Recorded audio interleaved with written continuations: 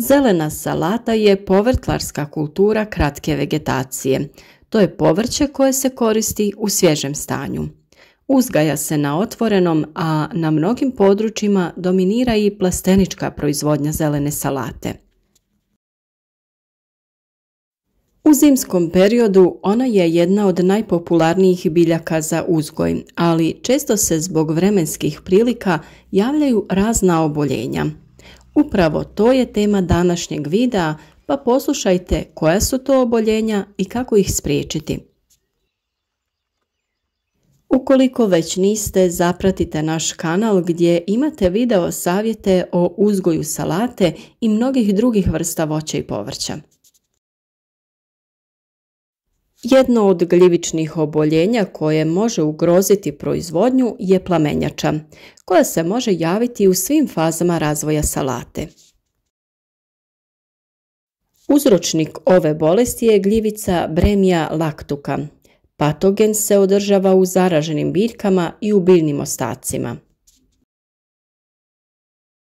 Kotiledoni listovi mladih biljaka mogu biti potpuno zahvaćeni i prekriveni ovim gljivicama, zbog čega napadnute biljke brzo propadaju. Na listovima biljaka uočava se svjetlo-zelene do žute pjege. Pjege vremenom poprimaju tamno-crvenu boju. S naličja listova u okviru pjega u uslovima vlažnog vremena nastaje bijeličasta prevlaka koja predstavlja reproduktivne organe gljivice. Upravo uslovi povećane vlage pogoduju razvoju plamenjače.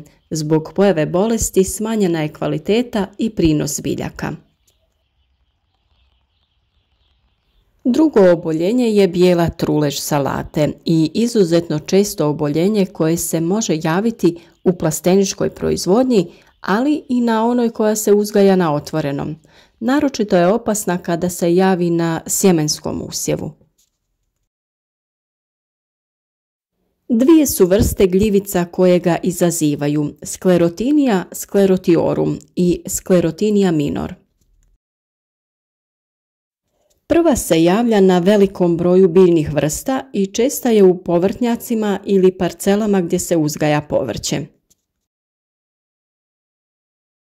A druga se javlja samo na salati, radiču, karfiolu, paprici, bosiljku i mahunarkama.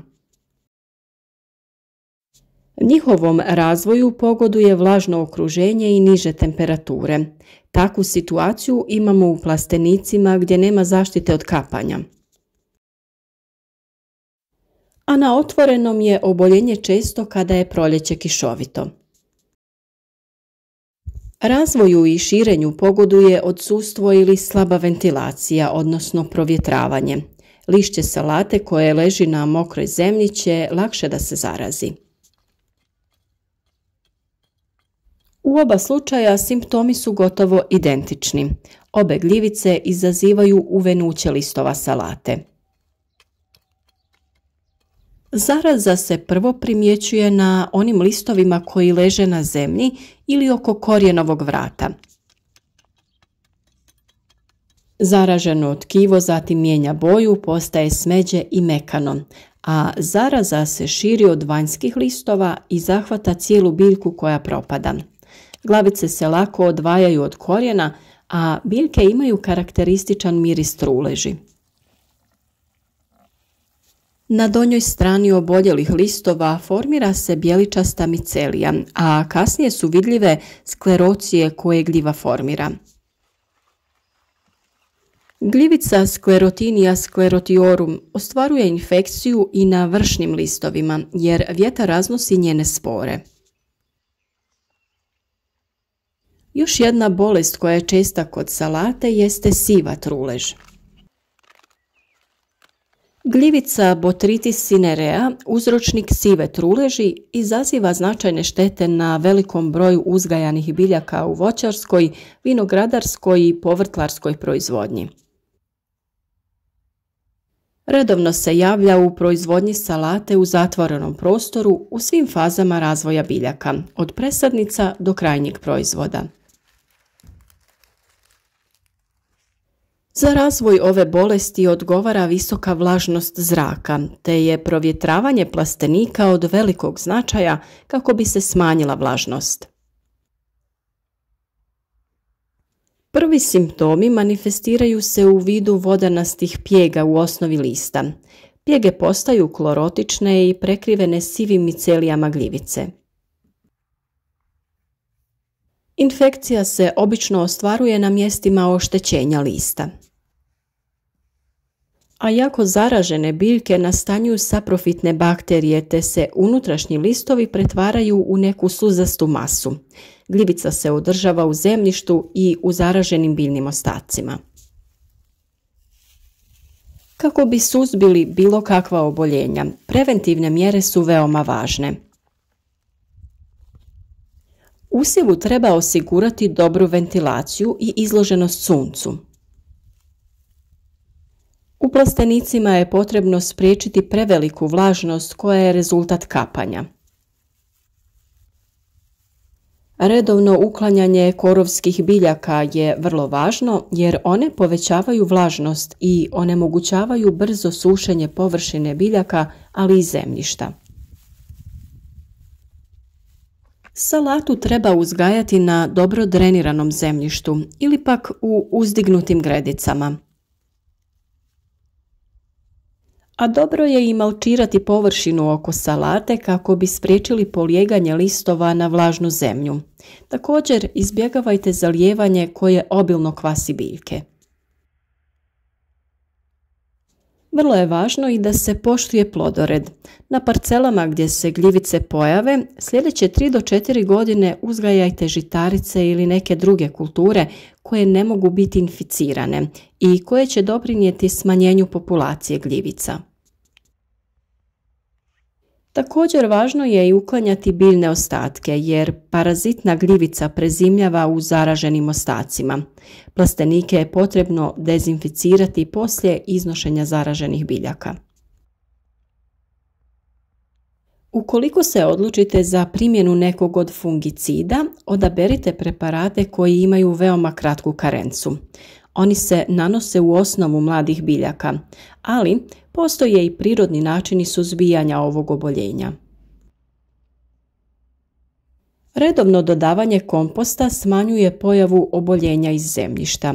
Obim preživljavanja ove gljivice se može spriječiti i dodavanjem stajnjaka koji predstavlja mješavinu slame đubriva od životinja. Zemljište na kojem je bio zaražen usjev potrebno je obraditi na dubinu od 25 cm kako bi se smanjio potencijal uzročnika. A kada govorimo o samoj zaštiti salate, onda krećemo sa zaštitom još u proizvodnji rasada. Tek iznikle biljke su vrlo osjetljive na bolesti. Kada je sadnja obavljena u tlu, poželjno je obaviti tretiranje preparatom Previkur, zalijevanjem mladih biljaka. Dodajte 30 ml pripravka u 10 litara vode. Kada se salata rasađuje na stalno mjesto, ukoliko koristite staru crnu foliju, obavezno je dezinficirajte. Ono što također može biti mjera zaštite stvaranja i širenja ovih oboljenja je uklanjanje vanjskih listova salate koji dodiruju tlo te samim tim su izloženi zarazi. Potrebno je ukloniti te sve listove koji su u blizini tla kako bi spriječili njihovo truljenje jer su izloženi vlazi. Ukoliko salatu uzgajate za vlastite potrebe, na taj način možete i da ju berete, tako što ćete po potrebi koristiti samo listove koji su izvana, a ostatak glavice ostavite da se dalje razvija.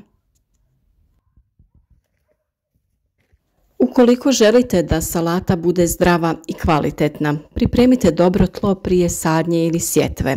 Na taj način će salata imati dovoljno hranjivih elemenata kako bi bila otpornija.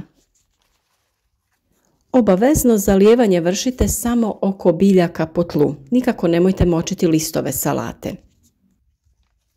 O temi uzgoja salate, sjetvi, sadnji, razmaku između biljaka imate poseban video, pa razgledajte malo po našem kanalu i upoznajte se sa raznovrsnim temama.